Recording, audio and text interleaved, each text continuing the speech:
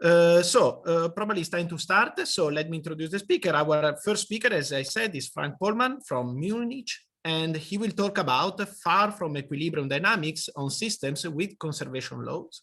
So Frank, please, you can start. Okay, thanks, Dario, for the kind introduction, and thanks to all the organizers for putting together this very nice program and for allowing me to speak here. So, as pointed out, I want to talk about far from equilibrium dynamics of systems with conservation laws, and in particular, I want to discuss a few phenomena that result in far equilibrium systems due to different conservation laws, in particular charge conservation and also dipole conservation.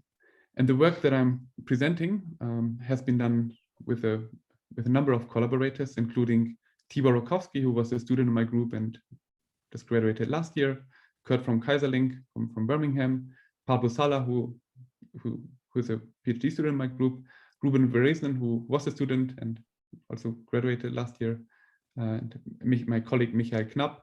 And I'm also going to talk a little bit about some experimental results done together with the group of Monika Eidelsburger. So just to set the stage very briefly, because this is the main scope of this workshop. So when looking at systems far out of equilibrium, we can distinguish different scenarios. So one we could refer to as being fully ergodic, and these are systems where at long times the system is described basically, or like the hydrodynamics is described by just a few conserved quantities. We have many body localized systems where we have actually extensively many integrals of motion, and systems never equilibrate to a thermal state. And we have something in between.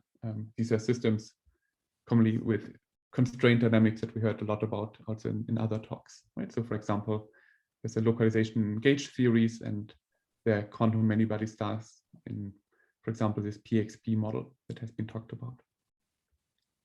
So we have these different scenarios, and I'm going to talk a little bit about all of them, I would say. So let me give a brief overview about what I want to discuss. So recall the overall scholarship, the overall ideas that I want to discuss, the implications of different conserved quantities. So the first part of my talk, I want to investigate the entanglement growth following a quantum quench. And in particular, what I'm going to show is that in systems with diffusive transport, that there is a difference between von Neumann entropies and Renyi entropies with a higher Renyi index. And this is actually, I think, quite relevant for experiments, because experiments usually have access not to the von Neumann entropy, but to Renyi entropies with, for example, a Renyi index 2. In the second part, I'm going to discuss a little bit about ergodicity braiding in dipole conserving Hamiltonians. In particular, these are Hamiltonians that, for example, conserve the charge and the corresponding dipole. And I will show that local Hamiltonians with this property lead to a so-called fragmentation of the Hilbert space, so that the Hilbert space shatters into different small fragments and turns out that in these systems, even if they thermalize, that they have some very unusual kind of subdiffusion of in their hydrodynamics. And in the last part, I discuss a little bit about how to realize this kind of dynamics in experiments. So let me start with the first part, where I want to discuss the entanglement growth following a quantum quench. So now, just reviewing very briefly the different types of entropies that we can, or entanglement entropies that we can measure to observe the spreading of entanglement. The first and probably most famous one is the von Neumann entropy, and the generalization of the von Neumann entropy are the Renyi entropies, where we have some Renyi index alpha here. So we have an 1/1 minus alpha times the logarithm of the trace of the reduced density matrix. And in the special case that alpha goes to 1, then the Renyi entropy actually resembles the von Neumann entropy. And one of the reasons why people started looking quite a bit into Renyi entropies is that certain of them, in particular for integer alphas larger than 1, for example, for alpha equals to 2, there are concrete proposals about how the Renyi entropies can be measured in experiments. So for example, here on the right-hand side, there are some results for ion traps where there's a way by doing randomized measurements to actually measure the second Renyi entropies in these ion trap experiments.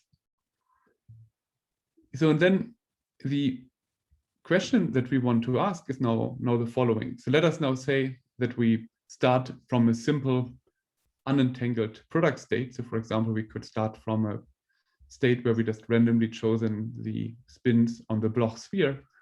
So this is a state that has no entanglement, and then we evolve it in time. In integrable systems, this has been kind of understood by a very nice picture put forward by Calabrese and Cardi.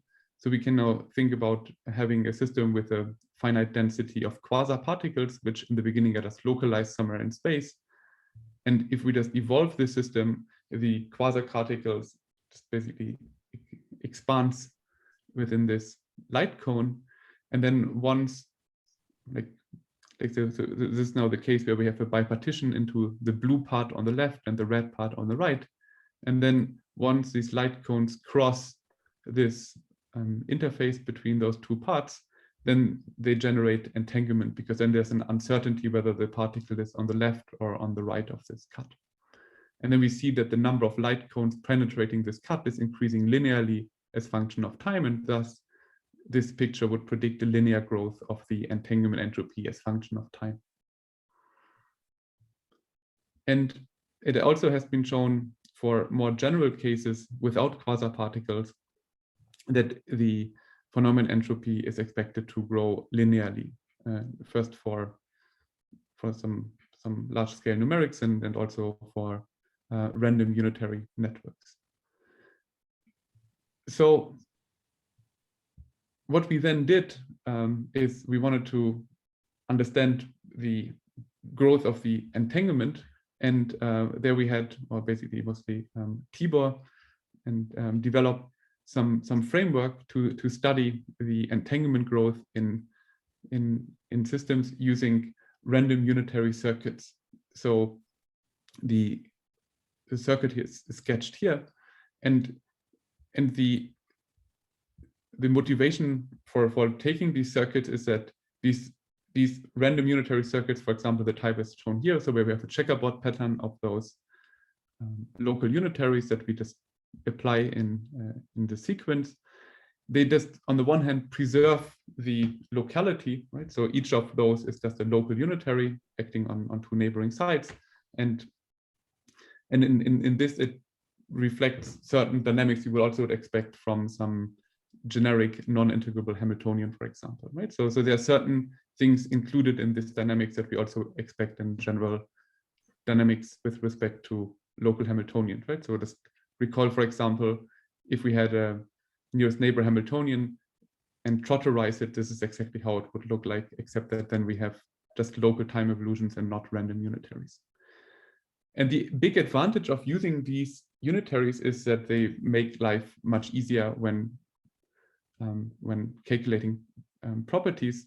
In certain cases, we can even make analytic statements, and if this is not the case, it still simplifies quite a bit, in particular for these unitary circuits that we have here with a charge conservation.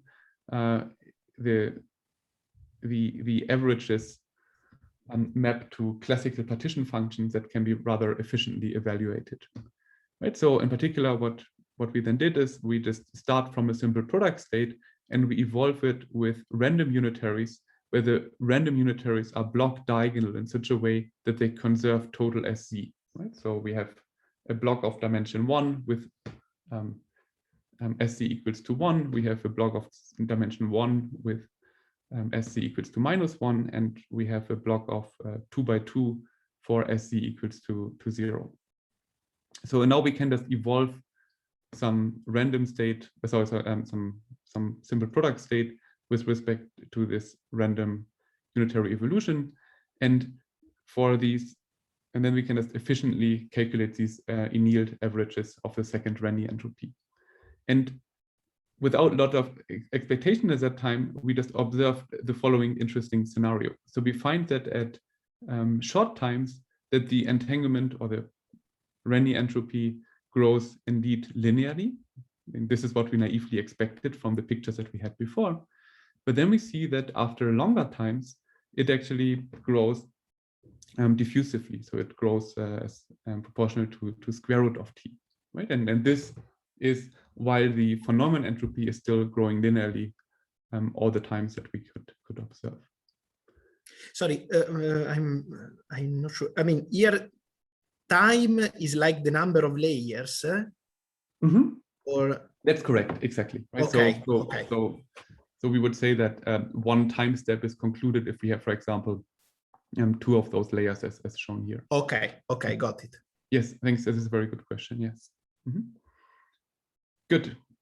Because just to by the analogy is that if we just were to do a trotterized, if we just take a Hamiltonian that is trotterized, this is exactly what time. Sure. Okay. So sorry, Frank, may I also ask, and how many sites you have here? I forgot actually the exact number, but this is like large enough, maybe 50 or 100. So this for the time scales shown here, that's independent of system size. So there are no finite size effects to see here. Okay. And you reach such large sizes via some MPS technique, maybe? Right. So I just skipping all the details here, but the nice property is that if you're just calculating these kind of annealed averages, that gives because it becomes classical. Well, yeah, well, but still, I mean, this is now a classical partition function, but the way that we sum up this classical partition function is using tensor networks. I see. Right, so it's a classical partition function, but evaluating it is still not easy. And the way that we are doing it is we just start with a product state, and then we just increase basically the system size, and this is then done again using tensor networks, but it's much easier because the local Hilbert space dimension or the local dimension of this classical system is much lower than the one of the quantum system. Okay, thanks. Good, but the upshot is. Frank, can I also ask a question? Sure. So this diffusive growth is due to the existence of conservation laws. Am I getting that correctly? I'm explaining. I mean, I'm just showing a few examples, and then I'm just going to present a picture why we get this behavior. Okay, let me just ask the question, to feel free to answer it whenever it's suitable. So what will happen if it is possible if I destroy all the conservation laws which say are responsible for this? And then it would grow, then we expect it to grow linearly over all times. Okay. But I'm coming back to this in yeah, thanks. Good. So now we have this simple picture. So we start from a product state, we evolve it with these local, or these kind of random unitary circuits, and we see that at long times it grows as square root of t. Now, this is a rather simple circuit, and we just also explored more complicated ones. In particular, we take the one where we increase the local Hilbert space dimension, and we now take a Hilbert space where the site can be empty, or it can be occupied with a spin up or a spin down, right? It's like a Hubbard model where we just project out all the doublons. And in this scenario, we see that the behavior depends on the initial state. If we have initial state that has any mixing of a zero state, like this is the inert state, we do find this diffusive growth, right? So here I'm only showing the derivative because it's a cleaner result. So here Mhm. And so we see this behavior. If, however, we are starting from a different initial state where we only have up and down states, we do find a linear growth, right? So this is important evidence that we're gonna refer to in a moment. Sorry, maybe is a silly question. I mean, is there any reason why the state with 0 somehow you can go to larger time while the state without you stop? Oh no, it's just that here basically it didn't change over long times. Okay, so. got it. Okay. Good. So we have seen now a qualitatively different behavior depending on the initial state. So if we take a 0 state, which is an inert state, right? Because this is a state where no dynamics happens, then we just find this diffusive growth. If, however, we are having only states that are in the sector where there is dynamics, then we just find a linear growth over all the timescales that we could observe. So one more sorry, let me ask you, even though you still, of course, don't violate the conservation laws. Right? Yes, exactly. But exactly. So now I'm just kind of putting things together, and now this, after the next slide, I'm gonna give our explanation for why we get this behavior. Can I just have a very simple question? What is the time of evolution for this picture? I mean, for how long you perform this? Well, here the time is given the number of layers, right? So here this is the here we just do this for applying like about 100 layers, or 50 of these double layers in time evolution. Does this answer your question? Yes. Good. So this is now for these artificial or for these systems using these circuits, and we also find then the same behavior, although not as clearly, for Hamiltonian evolution, because for doing Hamiltonian evolution we use typicality and basically exactization. So then we just are limited more strongly in system size.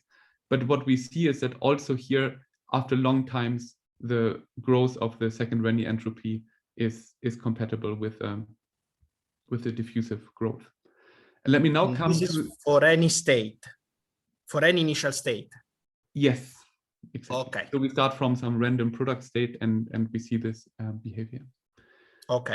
Let me now discuss why we believe that this kind of difference occurs, and we believe that this is due to rare events. So I find this following picture most useful. So let us say that we start where you consider the spin 1/2 system, and we have now an initial state which is a product state of sigma x eigenstates. So in the Z basis, it would be an equal-weighted superposition of all possible states, product states in up, down, down, up, and so on. Now in this system, in this state, there are certain rare states where we have long regions where, for example, all spins are up. So they are like extended regions where the system is completely frozen. So in this state, there's no dynamics in this red regime. And the only way that entanglement can build up here is if basically the domain wall melts, right? So if basically the domain wall here between some whatever states and this frozen region melts. And in a system with conservation laws where we have diffusive transport, we expect this melting to be proportional to square root of t. And this is what leads to these kind of rare events shown here in the entanglement spectrum. Right? So in the entanglement spectrum, we see that there are certain states that decay much slower than anything else. And after sufficiently long times, those will dominate it. And this is now the difference for the different entropies. If we have Renyi entropies with an index alpha larger than 1, then these rare events will lead to the diffusion, while for alpha smaller or equal to 1, it's dominated by the mean, and the mean yields a ballistic growth. And the extreme case where it's most obvious is like if we take S alpha equals to infinity, then this would be just the negative logarithm of the dominant eigenvalue of the reduced density matrix. And then we see that this would exactly correspond to this slow melting of inert regions. And that also explains this difference between the two cases in the Hubbard model, because if we are in the regime where we have states with 0 particles, then these regions are completely inert and frozen, and they would just slowly melt by having charges coming diffusively. While if we have a state which only contains singly occupied sites, then there are no rare regions where the dynamics is completely frozen. Right? And in systems with energy conservations, we always have these rare regions, because if we have a state, then the system can always be locally in, say, the ground state or in the highest excited state, which would have no dynamics and would have an area law. So this is now the story I wanted to tell about the entanglement growth following a quench in systems with diffusive transport. And importantly, we find that if in these systems Renyi entropies with an index larger than 1 is considered, that there we get a diffusive growth. Good. I see that I'm a bit slower than anticipated, so I will be a bit faster on the second part, but still discuss the main ideas. You can take a little bit more time. I mean, you can take a little bit more than 30 minutes if you need. Okay, so let me just go on here. So in the first part, I want to describe in a lot of detail, and then I just be a bit faster on some of the results. Mm-hmm. Good. So in the previous models, we had we were considering just a simple U1 conservation, so we had charge conservation. Now we want to consider systems where we have charge conservation and also conserve the associated dipole moment. And we are, for now, just considering a spin 1 chain, right, having a local Hilbert space of dimension 3. Right? So we're just now conserving the total charge and the dipole moment. And the reason why we started looking to this is that there were papers by Michael Pretko where they argued that the combination of charge conservation and dipole conservation puts constraints of the mobility of the excitation, and that this yields to fractal excitations. And let me just briefly illustrate what we mean by these fractal excitations.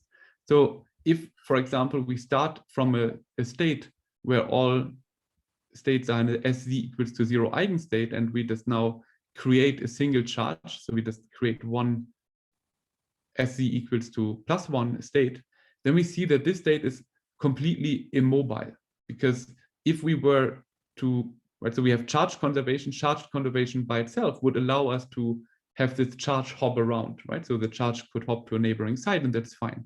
If, however, we are also conserving the dipole moment, the charge itself cannot hop. It's completely frozen, right? So if I just were to move the charge to a neighboring site, we would increase the dipole moment, and it would not be conserved.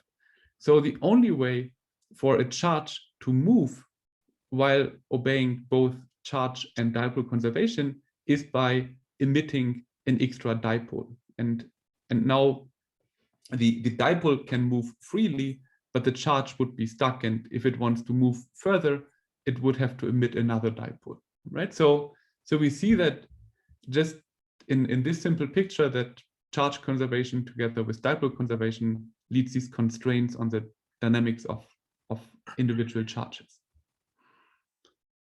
And what was then shown that certain random local unitary dynamics that has such symmetries seems to fail to thermalize. And what we were interested in is actually how robust this phenomenon is. And we then decided to look at a specific Hamiltonian system, right? So we just take a rather simple Hamiltonian system that has both charge and momentum, charge and dipole momentum conservation. And this is maybe I mean, robust against what? Against the perturbation that break the conservation a little bit, or no, even beyond this. So in the original paper, it was first claimed that, well, if you have charge and momentum conservation, that already is enough to prevent the system from thermalizing. So now we want to just basically look at like what happens, for example, regarding locality. That would be the first question. So we can just take the minimal model. The minimal model would be just having, for example, the one shown here, where you just have a term acting on 3 sides. And you have just basically the one here, like 2 charges hop on one night. So this is exactly the term here. So we have now S plus, S minus squared, and S plus, right? So it's sort of a minimal term that has this kind of dipole conserving dynamics. So if we have just 2-side terms, that would be impossible, because if a charge hops to a neighboring side, as I showed before, that would necessarily violate charge conservation. But we can think, of course, of higher order terms. And let me just come to this now, because now if we take this minimal model and we calculate the autocorrelation functions at infinite times, right? So we just here use, or maybe Pablo here used typicality simulations. And what we see is that indeed the autocorrelations, they don't decay to 0, and we would, for an infinite temperature state, expect these autocorrelation times between SC to decay to 0. So if, however, we are now increasing the support of these Hamiltonians, so now we have now a slightly more complicated dipole conserving and charge conserving Hamiltonian, and we see that this is no longer the case. So for our T infinity case, we seem to approach what would be the thermal equilibrium state.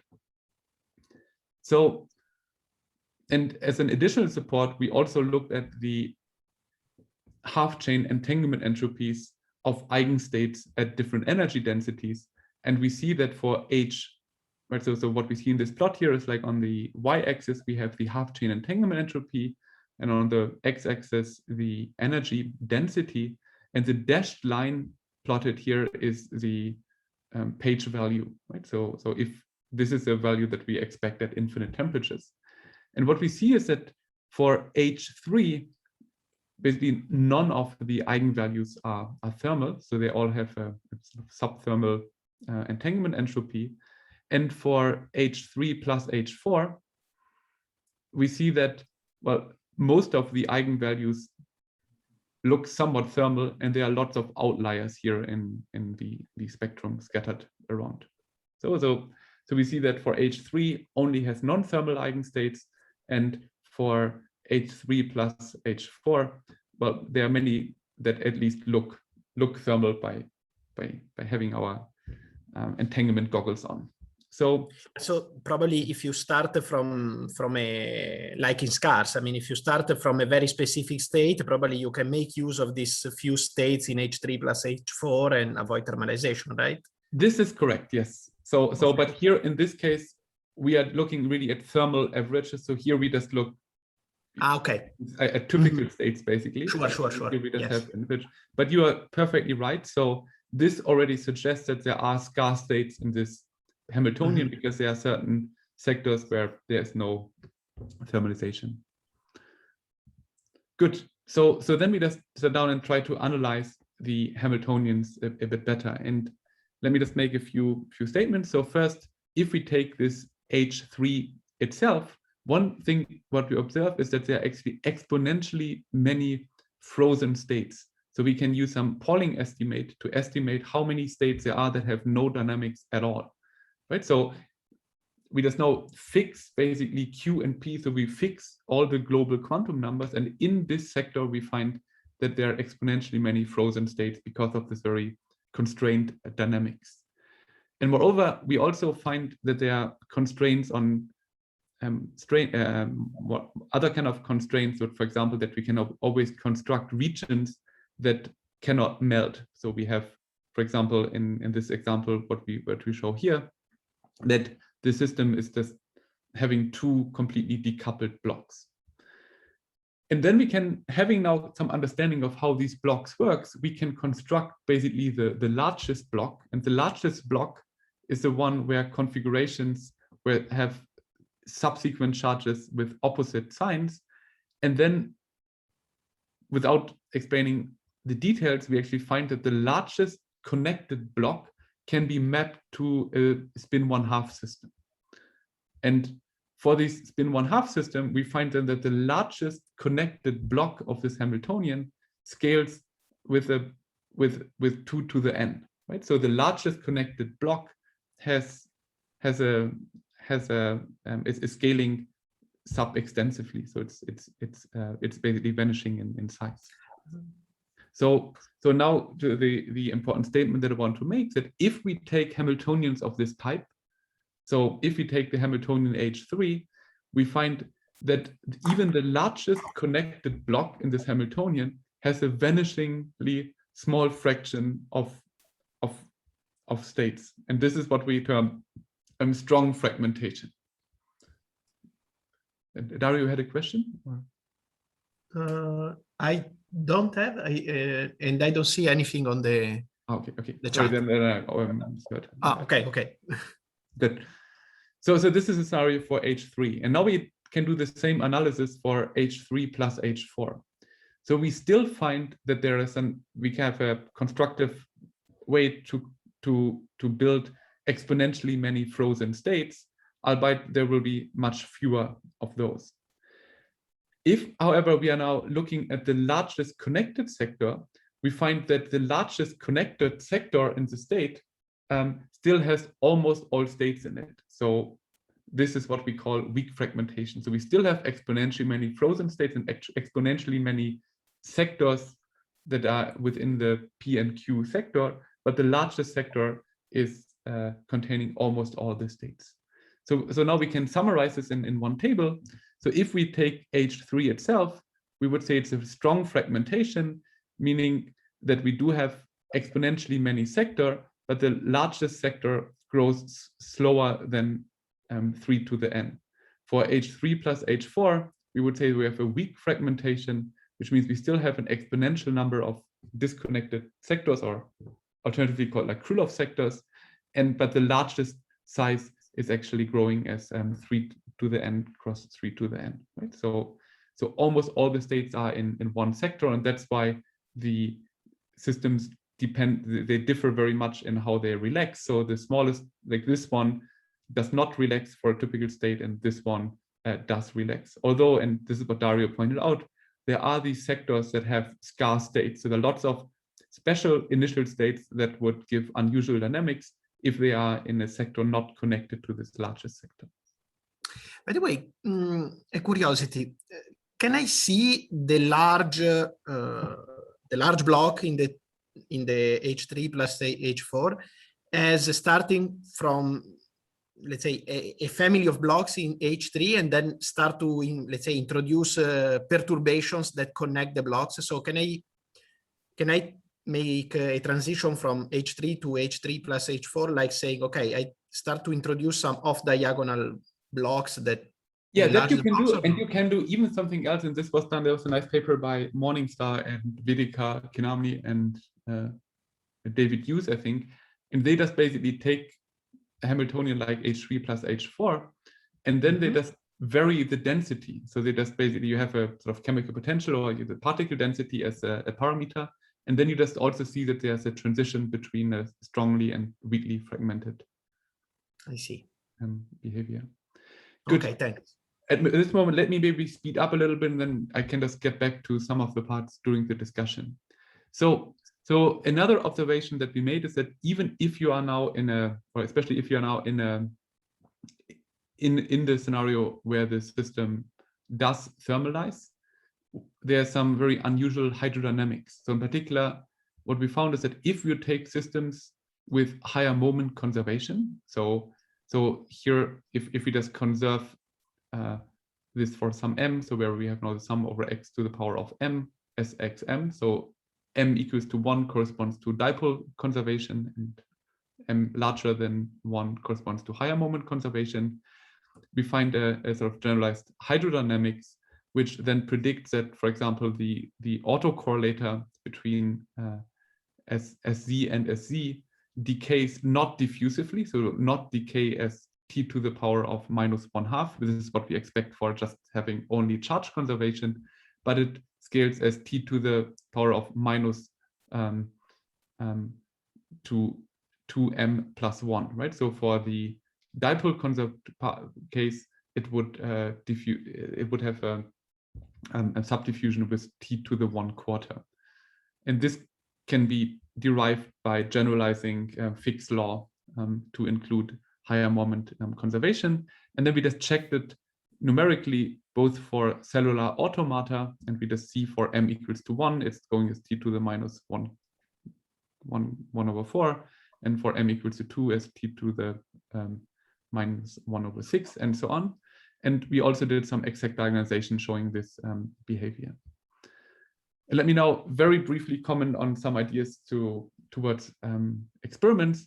And the starting point is actually the ideas of stark many-body localization. So in some previous works was shown that if one takes strong linear potential, well, then clearly we have stark localization in the non-interacting case. And if we had interactions and do some slight perturbations, it was shown that the system exhibit stark many-body localization. But now, if we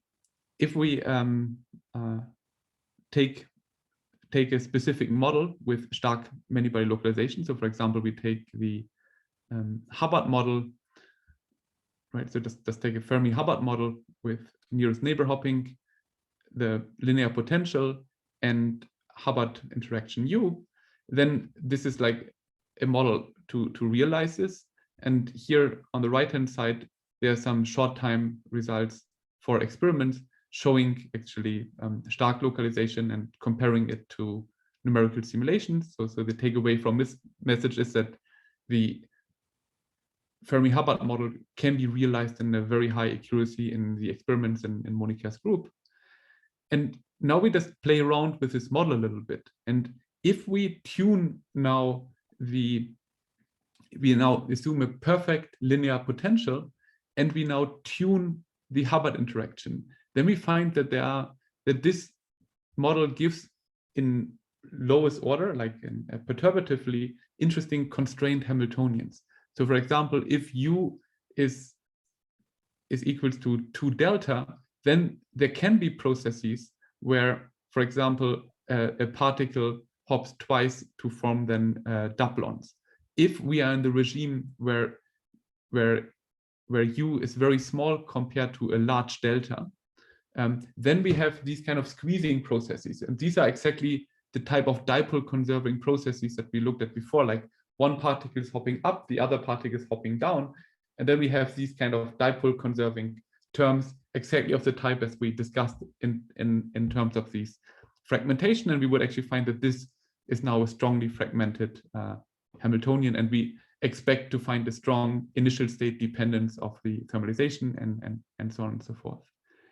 And here are some numerical results showing the return probabilities for different parameters of the Hamiltonian. We see that there are these resonances where the system is to lower order described by some non-trivial effective Hamiltonian, and we have other regimes, for example, this regime where it's just highly localized because the coefficient of this strongly fragmented term is very small. But the final slide I just want to show is that now using these optical lattice systems, it's now basically possible to see at least indications of this predicted behavior. So for example, we just can see the resonances where the imbalance decays faster than elsewhere. And what we are doing right now is indeed to compare predictions from these effective fragmented models and the data taken from these experiments. And we find there pretty good agreement. So yeah, sorry for being a bit over time, but let me now conclude. So in the first part, I discussed the diffusive growth of Renyi entropies. In the second part, I discussed various aspects of the charge and dipole conservation. So for this, I want to end by thanking, first of all my collaborators for these nice collaborations, and thank you for your attention. Okay, thank you very much, Frank, for this beautiful talk. So we already had a few questions, but we have time for questions, and I see that the first is raising the hand. So let's start with Sumilan. So please, Sumilan, unmute yourself and you can ask the question. Yeah, thank you, Dario. So Frank, I have a question. So this crossover in the first case where you have this linear t for and then square root of t. So what determines that time scale? This is some sort of a local thermalization time. I see. So also there is this relation between this second Renyi entropy and the growth of OTOC, right? I mean, of course, in this system, probably you will not be able to see this growth. But I mean, can you do something like this work by Eresberg and Nana Kesselman? I mean, you can essentially enhance this growth of OTOC. And I mean, in that case, will you see a growth which is like e to the power square root of t, right? I mean, because there is this relation between second Renyi entropy and the growth of OTOC that people have talked about. Well, if I mean, I have not thought about this relation, but if there is a relation, there's an exact relation or like some bounds? No, it's not exact relation. It's certain kind of averaging with Haar measures that you can get for certain circuits, and also, yeah, I think only for certain kind of circuits with this Haar averaging. Okay, I mean, the short answer is that I'm not sure, but if there is this relation and that we can deduce something from the second Renyi entropy about the autocs, I would expect that they should show the same behavior. Right. Yeah, that will be interesting. That would be something interesting to check. Yeah, thanks. Okay, next question is from Kuba. So Kuba, please. Let me try to unmute. Sorry. Okay, now, yeah, now we listen. Very nice question. I was just trying to formulate and I didn't notice that I am muted. So maybe it's better because it was very strange construction which I produced. But I am the old quantum chaos man used to single particle physics, okay? And when I hear about the Hilbert space shattering and this global conservation law, I am immediately attracted by these old models.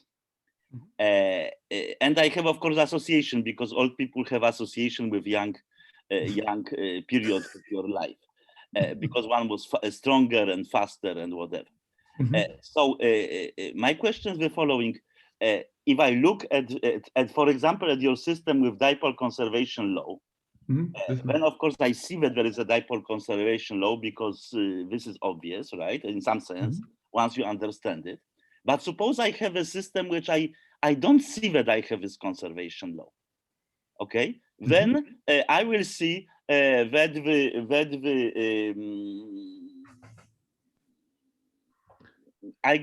entanglement entropies are well below page values. I build some complicated pictures, and what happens is that really I have a constant conservation number. For example, I take the hydrogen atom in magnetic field, in strong static magnetic field, okay, and I go to Rydberg states. So then I know that LZ is exactly conserved, okay. So of course, everybody doing this quantum chaos business was taking LZ equals 0, taking eigenvalue statistics. It was Wigner. Motion was completely chaotic. Practically no short range stable periodic orbits and so on for given LZ sector. Now, if I would not know that LZ is conserved, then of course I will have a superposition of different LZ spectra, and have entanglement entropies which are below the corresponding page number if something like this can be defined. Now, if I add this electric field, slight electric field, then I couple weakly with LZ sectors, and then I have something which received in this many body physics the name of shattered Hilbert space. Okay, and of course I can easily build the states which will be called quantum scarts in the present language, which have very little to do with real quantum scarts, which one could see in the same hydrogen atom in magnetic field, which are related to classical unstable periodic orbit. Could you comment on this? Or am I totally wrong? or I am seeing just the same scenario in many body physics, where there is many particles which have small Hilbert space instead of few degrees of freedom, but large Hilbert space. Well, the main idea shown maybe also in this picture is that we have very constrained local dynamics, which does not give you access to all the states that would have the same conserved quantities, right? So if you just have a system where we have now just charge and dipole conservation, we have, of course, a very large Hilbert space, right? So there are many states that have the same label. And what we then find is that by having local terms, like terms, you basically put together locality of the Hamiltonian with these conservations, and then we just necessarily get all these extra kind of structure in the Hilbert space that not all states can be connected. Okay. I mean, the way that I'm thinking about it is just that we do have just the quantum numbers Q and P.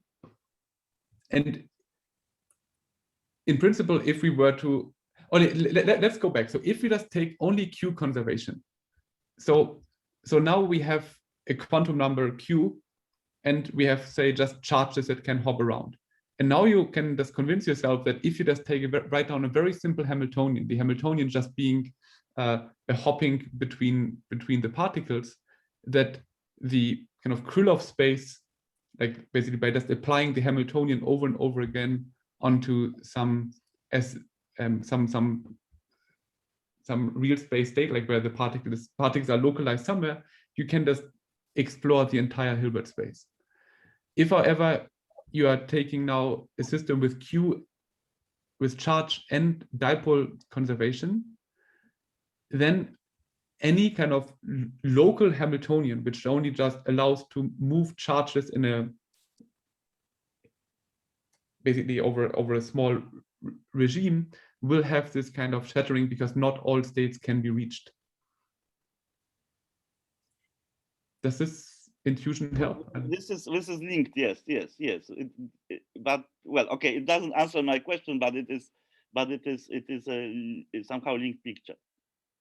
And also let me just comment that this kind of and similar effect have been looked at before, because this is sort of classical, because you can now, instead of looking at quantum Hamiltonians, you can now just look at cellular automata. And this is actually what we did in this kind of work where we simulated the hydrodynamics. So because these, like a simple classical cellular automata would have the same shattering properties. And this has been looked for at a long time ago when people are looking at the dynamics of cellular automata.